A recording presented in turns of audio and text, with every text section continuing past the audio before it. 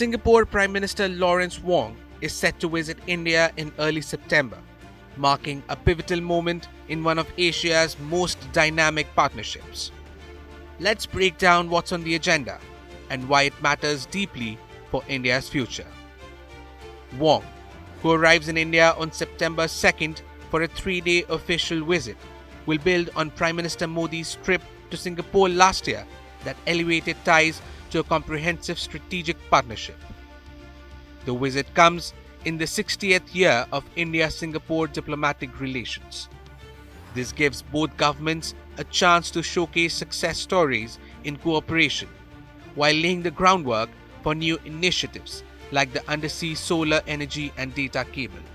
Such projects highlight not only technological ambition, but also shared climate and energy goals. A series of nearly 10 MoUs are expected to be signed, covering advanced technology, connectivity, skilling, digitisation, civil aviation, space, and shipping infrastructure. Among the most visionary ideas is an undersea solar energy and data cable, linking India's renewable power to Singapore while boosting digital connectivity, though it must overcome engineering challenges in the Andaman Trench. We are also looking at the potential of investing in green energy. As you know, some of the Singapore companies are major players in the green energy generation in India, both in solar as well as in wind farms. These are opportunities for Singapore companies to invest in. Even CapitaLand data centers I mentioned earlier, one of the sites that I visited, they are also looking at investing in green energy in order to support their data centers. As you know, data center requires a lot of green energy, and a lot of this energy has to be green because of the demand of the customer. And therefore, CapitaLand is also keen to explore opportunities to invest in green energy, basically just to support the needs of their own data center. So I think there are many opportunities for collaboration in the sustainable and green economy.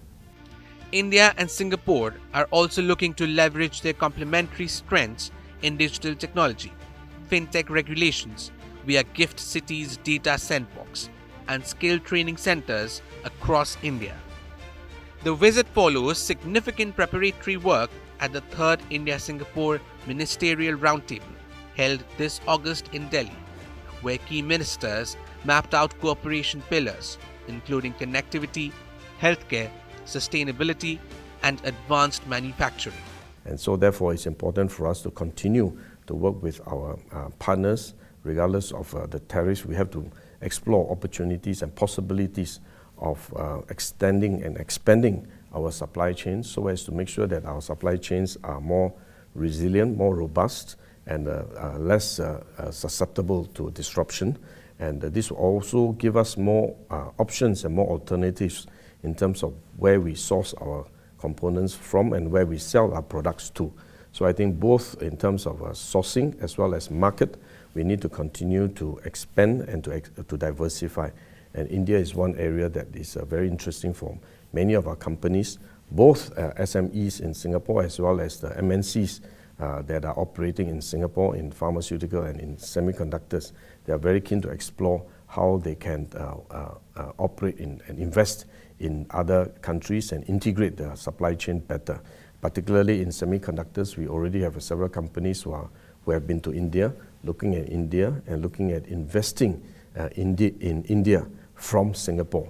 So I think this is a pathway for them to integrate and to strengthen this complex supply chain. So I think it will benefit both India and Singapore.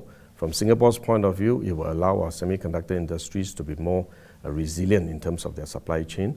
From India, this will create opportunities, investment opportunities and job opportunities for the Indian economy. So I think it's a win-win combination, a proposition for the semiconductor industry. So why is this visit important? Singapore stands as a major source of investment in India and home to cutting-edge innovation. It is India's largest trading partner in ASEAN, a hub of global finance and critical gateway to Southeast Asia. Singapore has already invested more than $159 billion into India's economy, making it the single largest source of foreign direct investment, with projections crossing $175 billion by the end of 2025. For New Delhi, this capital is not just money. It fuels India's digital revolution, smart city projects, green infrastructure, and fintech innovation. Beyond economics, the visit is symbolic of India's strategic recalibration in the Indo-Pacific. As global supply chains face disruption from wars, energy crisis, and US-China tensions, India and Singapore are positioning themselves as trusted partners. And going forward, the next 5-10 years, I think the outlook, as I highlighted, is very uncertain, is very volatile, and particularly under such situation, it's important for countries like India and Singapore to continue to work together, continue to explore areas that will provide opportunities for our businesses and our people, and to continue to strengthen this mutual understanding and mutual trust. I think this is something that we hope to be able to continue to build on as we move forward, as we confront the uncertainties going ahead.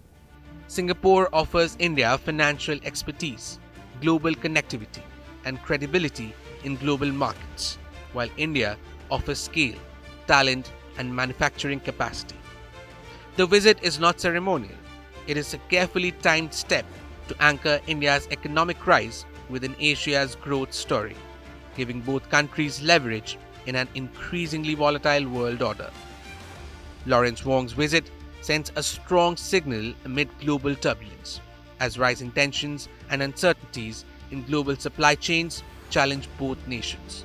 A deepening strategic partnership helps India diversify its global alliances, while reinforcing a shared vision for a stable, resilient Indo-Pacific.